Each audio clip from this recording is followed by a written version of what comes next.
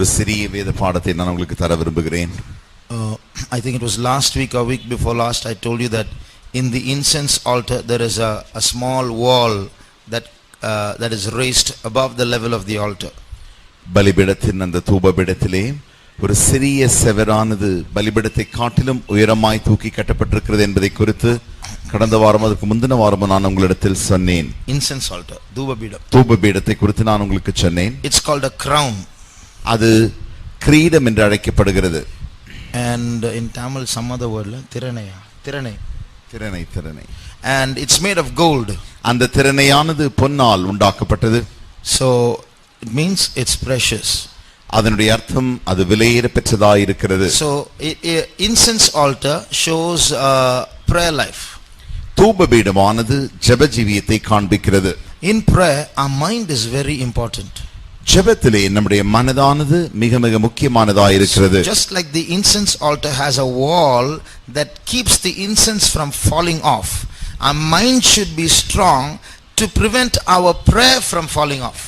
எப்படி தூபபீடத்திலே ஒரு திரணை காணப்படுகிறதோ, ஏனென்றால் அந்த திரணையானது அந்த தூபபீடத்தில் இருக்கிறதான பொருட்கள் தூபமானது கீழே விடாதபடிக்கு எப்படி அது பாதுகாக்கிறதோ, அதே வண்ணமாக ஜெப ஜீவியத்தில் நம்முடைய மனதும் கெட்டு வெளியே போகாதபடிக்கு பாதுகாக்கப்பட வேண்டும். This is like in the incense altar. உதாரணமாக இதுதான் தூபபீடம் என்று எடுத்துக்கொண்டால், if I put some incense on top, some of it will spill on the sides. நான் தூபத்தை போடும் பொழுது சில தூபமானது பக்கங்களிலே சிதறி விழக்கூடியதாய் இருக்கிறது. But if I raise the edge on all sides, then if it hits the edge it won't fall off. இதை சுற்றிலும் நான் அது திரணையை கட்டி விடுவேனே ஆகில், அதனுடைய அந்த மூலையானது உயர்த்தப்படுமே ஆகில், அந்த தூபங்கள் கீழே விழாமல் அது பாதுகாக்கப்படும். So we will see 4 ways in which our prayer can fall off.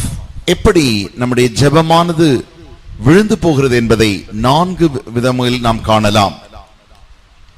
One is external worries. முதலாவது வெளியரங்கமான கவலைகள். When we have worries in our mind, our prayer is attacked. You can't pray freely.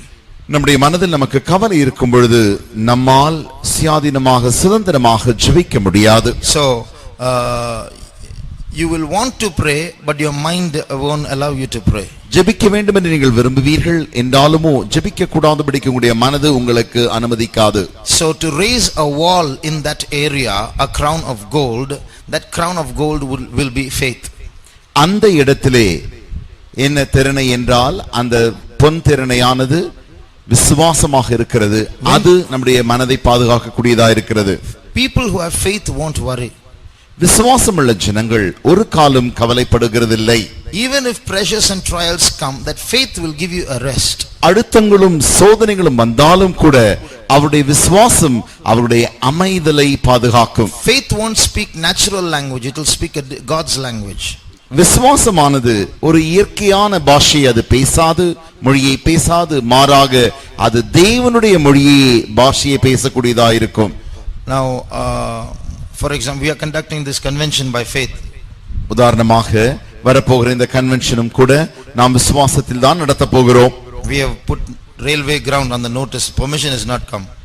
நாம் அந்த அடிக்கிறதான அந்த நோட்டீஸிலே நடக்கிற இடமானது railway மைதானம் என்று சொல்லிவிட்டோம், ஆனால் இன்னும் நமக்கு ரயில்வேயிலிருந்து அனுமதி வரவில்லை. In fact, the letter has come saying you have not been granted permission.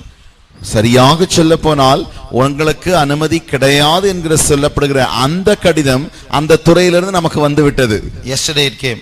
நேற்றைக்கு தான் வந்தது. But we are saying convention is going to take place in railway ground and we are giving the letters everywhere. ஆனால் என்றாலும் நாம் என்ன சொல்கிறோம் என்றால் convention ஆனது ரயில்வே மைதானத்தில் தான் நடக்க போகிறது என்று சொல்லி அந்த கடிதங்களை நாம் மற்ற எல்லாருக்கும் கொடுத்து கொண்டிருக்கிறோம். So we are God's children. நாம் தேவனுடைய பிள்ளைகளாய் இருக்கிறோம். If the convention takes place, good. If it doesn't take place, good. Convention ஆனது நடைபெற்றால் நல்லது, கன்வென்ஷன் நடைபெறாமல் போனாலும் அதுவும் நன்மைக்கே. So faith won't worry. விசுவாசமானது ஒரு காலம் கவலைப்படாது. Because God is in charge. ஏனென்றால் தேவனே அங்கே பொறுப்பாய் இருக்கிறபடினாலே. Is there anything disturbing, any worry disturbing your prayer life? உன்னுடைய ஜெப ஜீவியத்தை எந்த கவலையாகிலும் தாக்கிக் கொண்டு அதை தடுத்து கொண்டிருக்கிறதா? Ask the Spirit of God to build up your faith, then all that worrying will go, you'll pray freely. தேவனுடைய ஆவியானவரை கூப்பிட்டு நீங்களுடைய விசுவாசத்தை கட்டி எழுப்பும்படி சொல்லுங்கள். அப்பொழுது ஒரு கவலையும் உங்களை தாக்க முடியாது. Secondly, இரண்டாவதாக distraction. கவனமின்மை. So there are so many things, our heart, our mind is a very capable mind. நம்முடைய மனதானது நல்ல திறனுள்ள ஒரு மனதா இருக்கிறபடினாலே அநேக கவன ஈர்ப்புகள் அல்லது கவனமின்மை உண்டாகிறது. Can think 1,000 thoughts in 1 second. ஒரே நொடியிலே 1000 சிந்தனைகளை இது அடையக்கூடியதா இருக்கிறது. So very quickly we'll start praying, but our mind will get distracted and start thinking, some of our minds have, kind of it has a kind of pattern. It starts with one thought, then gets linked and linked and linked, and will go off in another street. நாம் ஜெபிக்க ஆரம்பிப்போம். ஜெபிக்க ஆரம்பித்த உடனடியாகவே நம்முடைய மனதின் சிந்தையானது ஒரு சிந்தையிலிருந்து இன்னொரு சிந்தைக்கு அப்படியே அது சங்கிலி போல போய்கொண்டே இருக்கும். அது ஒரு முறைமையாகவே இருக்கும். நம்ம எப்பொழுதெல்லாம் அப்படி செய்கிறோமோ அது யோசிக்க ஆரம்பித்த மாத்திரத்தில் ஒரு சிந்தனையிலிருந்து பல சிந்தனைகளுக்கு அது கட்டுக்கட்டாய் போய்கொண்டே இருக்கும். When I was small, I read one kind of a story, a funny story. நான் சிறுவனாக இருந்தபொழுது ஒரு கேளிக்கையான கதையை வாசித்திருக்கிறேன். Why is the fire engine red? ஏன் இந்த தீயணைப்பு வண்டியானது சிவப்பாக இருக்கிறது? So they gave the answer. அதற்கு பதில் அங்கே கீழே கொடுக்கப்பட்டது. Fire engine has 12 crew, 12 staff members. இந்த தீயணைப்பு வாகனத்திலே 12 வேலையாட்கள் உண்டு. And there are 12 inches in a ruler, in a scale ruler. நாம் பார்க்கிறதான இந்த அளவுகோலிலும் கூட 12 இன்ச்சுகள் மாத்திரமே இருக்கிறது, அங்குலங்கள் இருக்கிறது. In Tamil that won't be funny, only in English it will be funny. Anyway, you just say it. தமிழில் நாம் பார்த்தால் அது நமக்கு ஒரு கேளிக்கையாக தோன்றாது, ஆங்கிலத்தில் அது கேளிக்கையாக இருக்கும். So fire engine has 12, I'll tell it in English, okay. Fire engine has 12 crew. There are 12 inches in a ruler. Queen Elizabeth is also a ruler. There is a ship called Queen Elizabeth. Queen Elizabeth, that ship is used for fishing. Norway is also famous for fishing. Norway is in the Arctic Ocean. Russia is also in the Arctic Ocean. Russia's flag is red, so the fire engine is red. So that's the answer. See, you see, using one point, it gets linked and goes to the another point. இங்கே நாம் இந்த கதை பார்க்கும் பொழுது அந்த ruler என்று சொல்லப்படுகிற அளவுகோலை எடுத்து அதே போல ஆளுகை செய்கிறவர்கள் என்று சொல்லி அதற்கு ராணியை பங்கிட்டு அதோடு கூட கப்பலை ஒப்பிட்டு கப்பலில் இருந்து நார்வே ஒப்பிட்டு இப்படி அது போய்கொண்டே இருக்கும். இப்படித்தான் சிந்தனையானது ஒன்றாக தொடர்கதையாய் போய்கொண்டே இருக்கும். So finally it will branch off, and finally you will open your eyes, and then you will be wondering, you're not in the prayer, you're thinking something else. Then you'll wonder, what am I thinking? Praise the Lord, praise the Lord. கடைசியில் திடீரென்று கண்ணை திறந்து பார்த்தால் உங்களுக்கு ஆச்சரியமாக இருக்கும், என்னவோ நடந்தது போல இருக்கும். கடைசியில் உங்களுடைய வாய் மாத்திரம் ஸ்தோத்திரம் ஸ்தோத்திரம் என்று சொல்லிக்கொண்டு எதற்காக நான் ஸ்தோத்திரம் சொல்லிக் கொண்டிருக்கிறேன் என்று நமக்கே தெரியாமல் இருக்கும். That's a manifestation of a weak mind. அதுதான் ஒரு பலவீனமான மனதின் வெளியரங்கமான கிரியையாக இருக்கிறது. So one weapon for a strong mind is you should praise God often. பலமுள்ள மனதுக்கு வேண்டியதான ஒரு ஆயுதம் என்னவென்றால் நாம் தேவனை அடிக்கடி ஸ்தோத்திரிக்கிறவர்களாக இருக்க வேண்டும். There's a verse like this: because they glorified him not as God, neither were thankful, they became vain in their imaginations. தேவனை தேவன் என்றும் அவர்களை மகிமைப்படுத்தாமலும் ஸ்தோத்திரியாமலும் இருந்தபடியினாலே அவர்களுடைய மனம் இருளடைந்தது, அவர்களுடைய சிந்தனையில் வீணரானார்கள், அவர்கள் சிந்தனையிலே வீணரானார்கள். So vain imaginations and weak thoughts will come when you don't praise God properly. நீங்கள் சரியாக தேவனை துதிக்காத பட்சத்தில் தேவையில்லாத வீணான சிந்தனைகள் நமக்கு வந்து விடுகிறது. That verse is in Romans 1:21. ரோமருக்கு எழுதின நிருபம் 1ஆம் அதிகாரம் 21ஆம் வசனத்தில் அந்த வசனத்தை வாசிக்கிறோம். No need to read it now. இப்பொழுது வாசிக்க வேண்டாம். So we must build a crown of gold. That's a life of praising to get strong over distraction. பொன்னான அந்த திறனை நாம் உண்டாக்க வேண்டும். அது என்னவென்றால் நம்முடைய விசுவாசத்தை praising தேவனை ஸ்தோத்தரித்து நாம் அந்த கவனமின்மையிலிருந்து வெளியே வர வேண்டும். Thirdly, மூன்றாவதாக inconsistency. That means not a steady prayer life. ஒரு தொடர்ச்சியான நிரந்தரமான தொடர்ச்சியான ஜெபம் இல்லாமல் இருக்கும். Suppose we are going to pray for 2 hours. 2 மணி நேரம் ஜெபிக்கிறோம் என்றால் most of us can't pray for 2 hours. நம்மில் அநேகருக்கு 2 மணி நேரம் ஜெபிக்க முடியாது. So I'm not going to tell even one point. நான் ஒரு புள்ளியும் ஒரு காரியத்தை நான் சொல்லி ஜெபிக்க போகிறதில்லை. 2 hours we're going to pray. 2 மணி நேரம் நாம் ஜெபிக்க போகிறோம். So let's pray. நாம் ஜெபிப்போம் என்று சொன்ன மாத்திரத்தில் 10 minutes that prayer will go. நீங்கள் எல்லாரும் ஜெபிக்க ஆரம்பித்த உடனே 10 நிமிடம் இந்த ஜெபம் போய் கொண்டிருக்கும். After 10 minutes the incense will slip off the altar. 10 நிமிடத்திலிருந்தே இந்த தூபமானது தூபபீடத்திலிருந்து வழி விலகி விழ ஆரம்பிக்கும். That concentration will go and it's look like, that's all. That's your capacity. After that it slips off and then you can't pray. You finish praying, you're satisfied. 10 minutes enough. கவனம் போய்விடும். அதற்கு மேல் உங்களால் ஜெபிக்க முடியாது. ஜெபம் முடிந்து விட்டது என்றாலும் நீங்கள் திருப்தியாக இருந்து விடுவீர்கள். As far as you are concerned, prayer is over. Finished. உங்களை பொறுத்த மட்டில் அந்த 10 நிமிடத்திலே ஜெபம் முடிந்து போய்விட்டது. So there is no, for 10 minutes you will pray fire, you lift up your hands, stand on knees and praise the Lord, speak in tongues, sing all the songs. After some time you will switch off. முதல் அந்த 10 நிமிடம் ஜெபிப்போம் என்று சொன்ன மாத்திரத்திலே முழங்கார் படியிட்டு கைகளை தூக்கி அந்நிய பாஷை நிறைத்து பாடி நன்றாக ஜெபிப்பீர்கள். அந்த 10 நிமிடம் முடிந்தவுடனே அப்படியே அமைதியாகி விடுவீர்கள். That's called standby mode, waiting till the 2 hours is over. அதுதான் இந்த 2 மணி நேரம் எப்பொழுது முடியும் என்று காத்து கொண்டிருக்கிறதான அந்த காத்திருத்தல். So many of us, I myself have, I detected this in me, that's why I'm saying this. இதை நான் எனக்குள்ளேயே கண்டுபிடித்தேன், இந்த காரியம் எனக்குள்ள இருப்பதாக.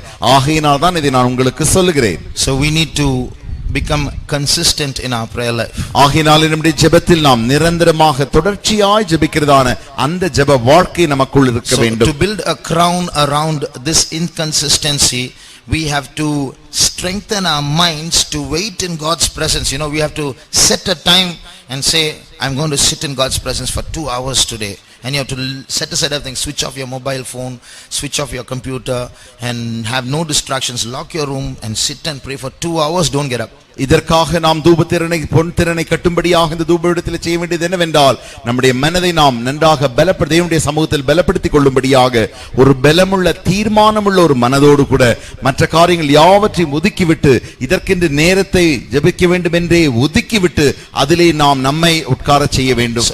There is a verse like this: bodily exercise profiteth little, but godliness is profitable unto all things.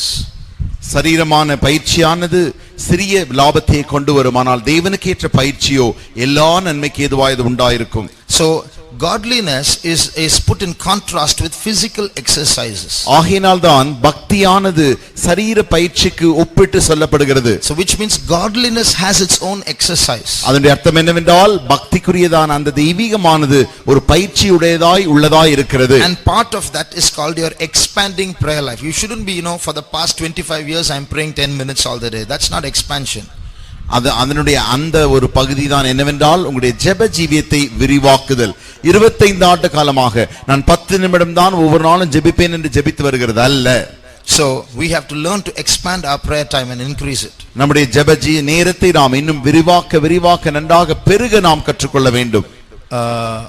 DGS Dinakaran used to say, when I wait for a message, when I go to preach somewhere, I pray 15 hours easily. சகோதரர் DGS Dinakaran அவர்கள் அடிக்கடி சொல்லுவார்கள், அவர்கள் ஜெபத்தில் ஒரு பிரசங்கத்திற்காக தேவ செய்தி எடுத்து செல்ல வேண்டுமானால் ஒவ்வொரு முறையும் 15 மணி நேரமாகிலும் குறைந்தபட்சம் அவர்கள் ஜெபத்தில் இருப்பார்களாம். So we need to build up our life like that. ஆகையினாலே நம்முடைய வாழ்க்கையை நாம் ஜீவியத்தை அப்படி நாம் கட்டி எழுப்ப கற்றுக்கொள்ள வேண்டும். The fourth way in which our prayer falls off, நம்முடைய ஜெபமானது விழுந்து போகிறதான இந்த 4வது வழி என்னவென்றால், it's called privatization. எல்லாவற்றையும் தனிப்படுத்துதல். That means we privatize our prayer life. It's confined only to when we come to church, when we have a prayer, when we come to Yabes, then I pray. அது என்னவென்றால், தேவனுடைய சபைக்கு வரும்பொழுது நான் ஜெபிப்பேன், யாபேசுக்கு வரும்பொழுது மாத்திரமே நான் ஜெபிப்பேன் என்று அப்படி ஜெபத்தை தனிப்படுத்துதல். I connect myself with God only during Sunday worship service and during Yabes. When I say amen, praise the Lord, I'm disconnected, I'm another person. நான் தேவனுடைய சபைக்கு வரும்பொழுது, ஆலயத்திற்கு வரும்பொழுது அல்லது யாபேசுக்கு வரும்பொழுது மாத்திரமே தேவனோடு கூட என்னுடைய தொடர்பை வைத்துக்கொண்டு நன்றாக நான் எனக்கும் தேவனுக்கும் தொடர்பு உண்டாயிருக்கும். இந்த ஜெபங்கள் யாவும் முடிந்த மாத்திரத்தில் அந்த நேரத்தில் கர்த்தாவே ஆமென் என்று சொல்லி ஸ்தோத்திரம் என்று சொல்லி அதோடு கூட எனக்கும் தேவனுக்கு இருக்கிற தொடர்பை நான் துண்டித்து விடுவது. So you are slicing your life. When you are in church, that's when religion and God and all that is. When you leave church, you have nothing to do with God. There's no prayer in your life. You're absolutely worldly. The way you talk is all changing. It's completely if you're another person altogether. அது என்னவென்றால் பகுதிப்படுத்துவது. தேவனுடைய சபைக்கு வருவது, அங்கே ஜெபிப்பது, இவைகள் யாவும் ஒரு பகுதியாக வைத்துவிட்டு மறுபகுதி என்னவென்றால் உலகத்திற்கு போன மாத்திரத்திலே உலகத்தாரை போலவே பேச்சுக்கள், நம்முடைய நடை உடை பாவனைகள் யாவுமே அவைகளைப் போலவே மாறிவிடுவது. So to build a crown in this area, for you to expand this prayer life and contact with God even outside of prayer, ஜெபங்கள் முடிந்த பிறகும் கூட தேவனோடு கூட இன்னும் நாம் தொடர்பு வைத்துக் கொள்ள, நம்முடைய ஜெப ஜீவியத்தை இன்னும் நன்றாக பெருக்கிக் கொள்ள செய்ய வேண்டிய காரியம் என்னவென்றால், you should cultivate a relationship with God. தேவனோடு கூட ஒரு உறவை ஏற்படுத்துகிறதான, அந்த உறவை இன்னும் ஸ்தாபிக்கிறதான அந்த அனுபவம் உங்களுக்குள் உண்டாக வேண்டும். Many of us pray, அநேகர் நம்மில் ஜெபிக்கிறோம், but many of us don't have a relationship with God. என்றாலும் நமக்கும் தேவனுக்கும் அநேக நல்ல உறவோ கூட தொடர்போ காணப்படுகிறதில்லை. See, supposing you have a close friend, உதாரணமாக உங்களுக்கு ஒரு நெருங்கிய நண்பர் இருந்தால், nobody needs to tell you, say at least once a day you must talk to him, okay? யாரும் உங்களிடத்தில் வந்து சொல்ல போகிறதில்லை, நீ நெருங்கிய நண்பரோடு கூட தினமும் ஒரு நாளைக்கு ஒரு முறையாகிலும் பேசித்தான் ஆக வேண்டும் என்று யாரும் சொல்லுகிறதில்லை. Don't just speak for 5 minutes, at least pray 10-15 minutes. 5 நிமிடம் மாத்திரம் பேசி விடாதே, குறைந்தது 10 அல்லது 15 நிமிடமாகிலும் ஒரு நாளைக்கு நீ பேச வேண்டும் என்று யாரும் சொல்லுகிறதில்லை. So for you to be told pray every day, pray 15 minutes every day, itself is a sign that our relationship with God is not there. நன்றாக நீ தினமும் ஜெபிக்க வேண்டும், குறைந்தபட்சம் 15 நிமிடமாகிலும் ஜெபிக்க வேண்டும் என்று சொல்லப்படுகிற இந்த காரியமே என்னவென்றால் நமக்கும் தேவனுக்கும் சரியான உறவு இல்லை என்பதை அது காண்பிக்கிறது. You look at Daniel of the Old Testament. பழைய ஏற்பாட்டு தானியேலை நோக்கி பாருங்கள். He was a very busy man. அவன் மிக மிக அலுவலான ஒரு அதிகாரி. Next to the king, ruler of 120 provinces. அவன் 120 மாகாணங்களை ஆளுகிறதான பெரிய ஒரு பிரபுவா இருந்தான். What a busy man he must have been. அப்படி அவன் ஆளும் பொழுது எவ்வளவு அலுவல் அவனுக்கு உண்டாயிருந்திருக்கும். But in the middle of that he would kneel down and pray thrice a day. இவைகள் எல்லாவற்றின் மத்தியிலும் அவன் ஒவ்வொரு நாளும் 3 முறை ஜெபிக்கிறவனாக இருந்தான். Look at the Muslims. நீங்கள் முகமதியர்களை பாருங்கள். Every day they do their prayers very regularly, at least a good part of them. அவர்கள் ஒவ்வொரு நாளும் தங்களுடைய ஜெபங்களை அந்த நமஸை சரியாக செய்து வருவார்கள். So what we do is, prayer is in the last. We'll finish all our work, brush our teeth, go to sleep, watch television and browse on the internet and speak with our friends, and at the end of the day when everything is off, we have time, we'll pray. ஜெபமானது நமக்கு கடைசி காரியமாக நம்முடைய வாழ்க்கை நாம் தள்ளி வைத்து விடுகிறோம். காலையில் எழுந்ததிலிருந்து பல் துலக்கியதிலிருந்து நாம் செய்கிறதான எல்லா காரியங்களையும் செய்துவிட்டு நேரம் கிடைத்தால் கடைசியில் முடிந்தால் ஜெபிப்போம். And what's our testimony? We never get that time. நம்முடைய சாட்சி என்ன?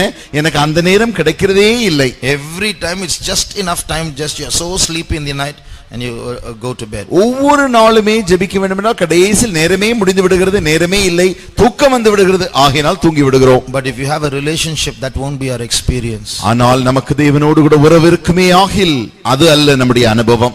We love to pray. ஜெபிக்க வேண்டும் என்று நாம் ஆசையாய் இருப்போம். We won't know time passing when we pray. நேரம் போகிறதே நமக்கு ஜெபிக்கும் பொழுது தெரியாமல் இருந்துவிடும். So here again we should exercise ourselves in carrying this relationship, which is only confined to some time and some prayer sessions. We should take it to the rest of our life.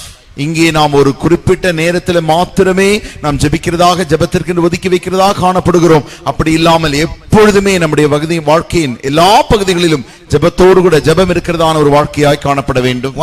One way you can do that is learn to talk to Jesus with your eyes open also.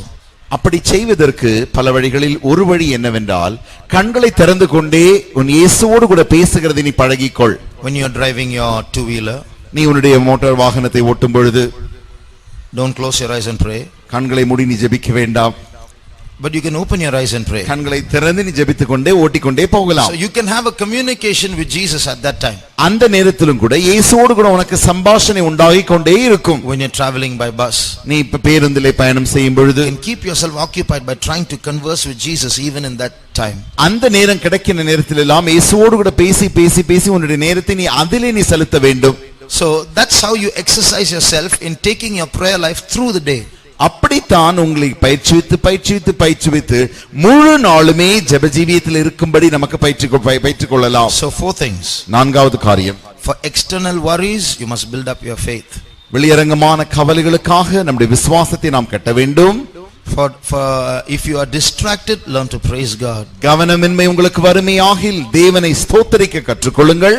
If you are living an inconsistent prayer life, ஒரு நிரந்தரமில்லாத சரியில்லாத ஜெப வாழ்க்கை உங்களுக்கு இருக்குமே ஆகில், exercise yourself where you can slowly expand your prayer sessions. உங்களுடைய ஜெப நேரங்களை கொஞ்சம் கொஞ்சமாக கொஞ்சம் மெதுவாக அதை விரிவாக்க பெருக்கிக் கொள்ள கற்றுக்கொள்ளுங்கள். Whenever you get some time slot where you're free, sit down on your mat and don't get up for 2 hours. உங்களுக்கு எப்பொழுதெல்லாம் ஒரு நாளில் நேரம் கிடைக்கும் உடனடியாக பாய் மேல் உட்கார்ந்து எழுந்தே போகாதபடிக்கு நீங்கள் ஜெபிக்க ஆரம்பியுங்கள். Your cell phone is a big enemy for your prayer life. உன்னுடைய ஜெப ஜீவியத்திற்கு விசேஷமான ஒரு பெரிய சத்துரு யார் என்றால் உன் கையில் இருக்கிறதான அந்த செல்போன் தான். While you are praying in the peak hours, you will get one SMS, ting ting ting ting, and you'll just see what's that, who's that, who knows, and then that's the end of your prayer. நன்றாக நீ ஜெபித்த அந்த ஜெபத்திலே உச்ச கட்டத்தில் காணப்படும் பொழுதுதான் உனக்கு திடீரென்று ஒரு துரித செய்தி வந்துவிடும். அது என்னவாயிருக்குமோ என்று நீ அதை காணும்படியாகவே ஜெபத்தை நிறுத்தி நீ போய் அந்த தொலைபேசியை பார்க்க ஆரம்பித்து விடுகிறாய்.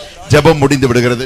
Switch off your mobile when you pray. நீ ஜெபிக்கும் பொழுது உன்னுடைய மொபைல் போனை நீ ஆஃப் செய்து விடு. Fourthly, don't slice your prayer life. நான்காவதாக உன்னுடைய ஜெப ஜீவியத்தை பகுதிப்படுத்தி விடாதே. You expand it through the day. முழு நாளும் அப்படியே ஜெபிக்க பழகிக்கொள். Try to talk to Jesus even with your eyes open. உன்னுடைய கண்களை திறந்து கூட இயேசுவோடு கூட பேசுகிறது நீ பழகிக்கொள்வாயாக. Keep the warmth that is in the prayer session throughout your life. ஜெப ஜீவியத்தில் காணப்படுகிறதான அந்த சூடை முழு நாளும் அந்த சூட்டை எப்படியாகிலும் காத்துக்கொள்ளும்படி முயற்சிப்பாயாக. Shall we close our eyes? நான் உன்னுடைய கண்களை மூடுவோமா?